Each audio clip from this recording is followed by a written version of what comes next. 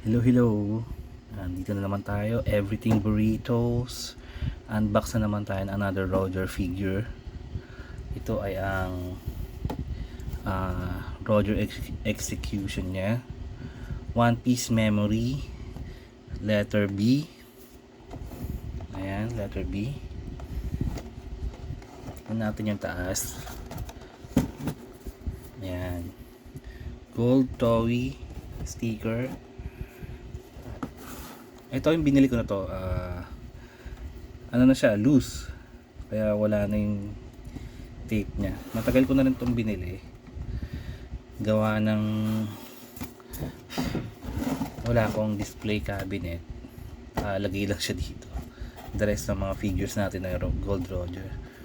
Yung mga tama na rin yung, hindi na perfect condition yung ano niya, yung box nya, pero at least meron pa rin, di ba? Naka clamshell siya, nakaipit yung figure niya doon. So i-open natin mamaya maya. Ito yung nasa side, Goldie Roger One Piece. Hindi natin alam yung mga ito, instruction kung paano buuin yung figure. May sticker dito. Ito yung another side, yung design ng One Piece Memories. At yun, sa baba wala naman. Magkano ang bili ko dito is nasa 2.6, mga 2022. Ganun siya katagal na sa akin. At isang beses ko pa lang siyang binuksan, tapos nag-take ng picture lang, tapos hindi ko pa inopen yung sword dun sa likod. Nakaseal pa yata pero check natin ngayon. So buksan na natin. Wala naman na siyang tape. Ayan, puro alikabok nga eh. Pero ngayong taon try natin bumili ng glass cab. Mahal kasi. Nag-range yung glass cab siguro nasa 7 to 8,000. Apat na layer. Tayong budget. Yun, mali pa ako ng soli. Nandito yung handle, may sticker pa siya dito. Ay hindi, hindi siya sticker. Ayun, daming ano, ang daming pati na ano.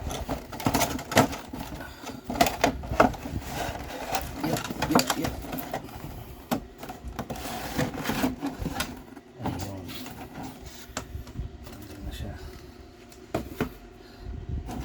Oops. Ayun, ito yung ano niya, sinasabi ko. Yung sword. May tape pa nga eh. Hindi pa nadi-display.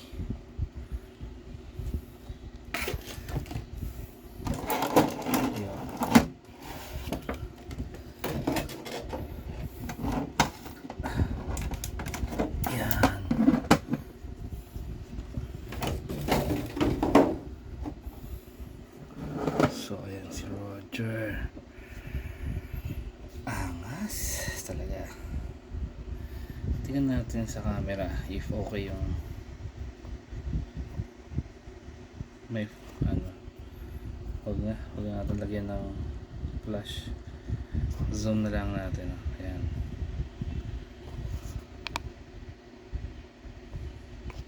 ba, ma-execute ka na nga, nangangiti ka pa. So nandito na lang din siya. Nakasan muna natin siya na ito. Binili ko to, magkano to? Sa mga pale-palengke lang. Kaya bumili sa mall, napakamahal na ito.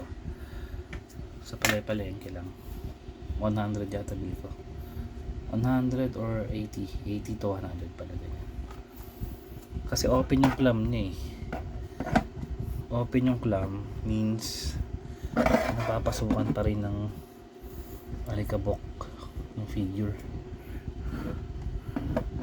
Ayun, may lumabas na ano na ito eh, resin. Napakaganda talaga.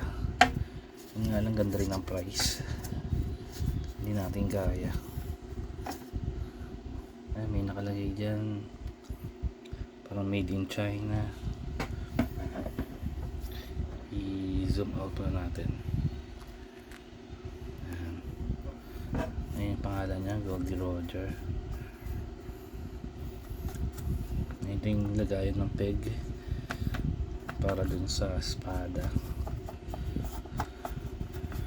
Nasa manalag.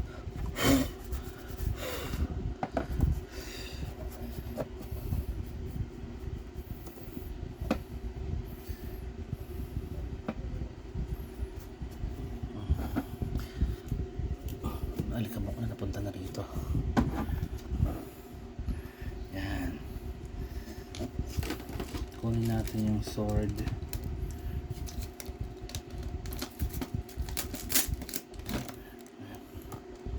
Kunin natin yung sword. Huwag ka mapaputol.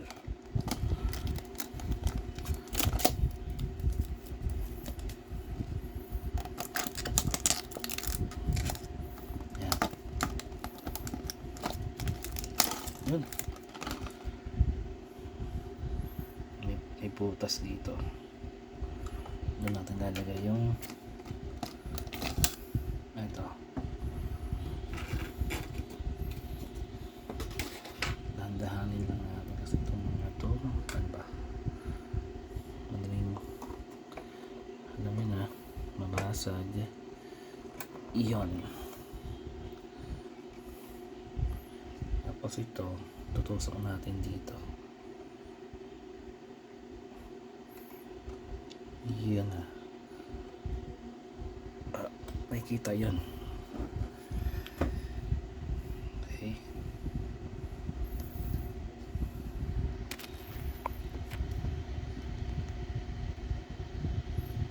Masyado.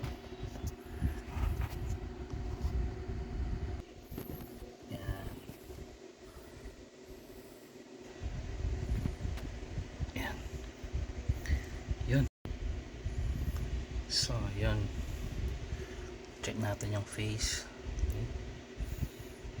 Pogi talaga ng bigote. Ang haba ng execution na sword nila. Yan yung parang kakoy yung platform.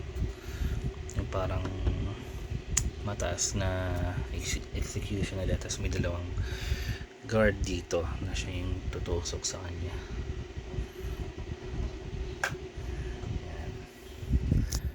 Check natin yung taas ng figure, no? So nasa 5.5 inch or less yan.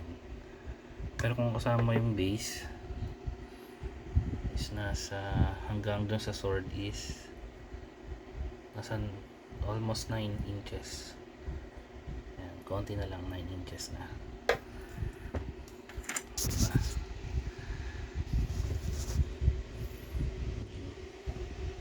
May mga konting paint chip, pero alam ko factory ano na to eh. Hindi naman kasi ito masyadong nabuksan. May mga konting alikabok pa rin. Tapos yung kadena niya, ano siya, plastic lang. Ay, rubber. Ang ganda ng process. Check natin yung process. Yung kahoy din. Yan. Parang kahoy yung texture niya. Likod yan. May makikita kang line dito. Ang pagka-mold. Seam line. Alikabok pa rin sa mga linya-linya. Ganda na likod din. Side view. Yan.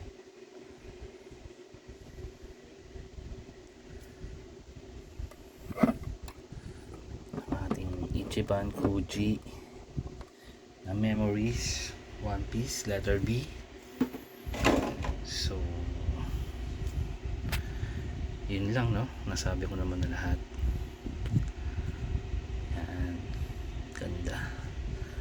pang Goldie Roger Shriner kayo, kailangan nyo ng ganito.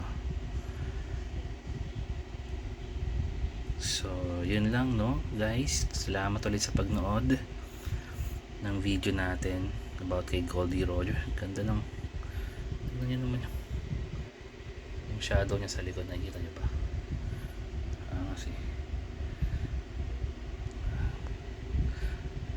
pa-like and subscribe naman mga sir, mga bossing, kung nagustuhan yung videos na mga ginagawa ko, lalo na to na napanood nyo, much appreciated sa inyo. Marami pa tayong video na gagawin about kay Roger, no? Pag natapos natin lahat yan, papakita ko sa inyo lahat ng aking mga nakolek, and siguro mag-rank tayo ng 10 na most figures na gusto ko. So yun lang, no, maraming salamat sa pagnood. Thank you, bye bye everything burritos, bye.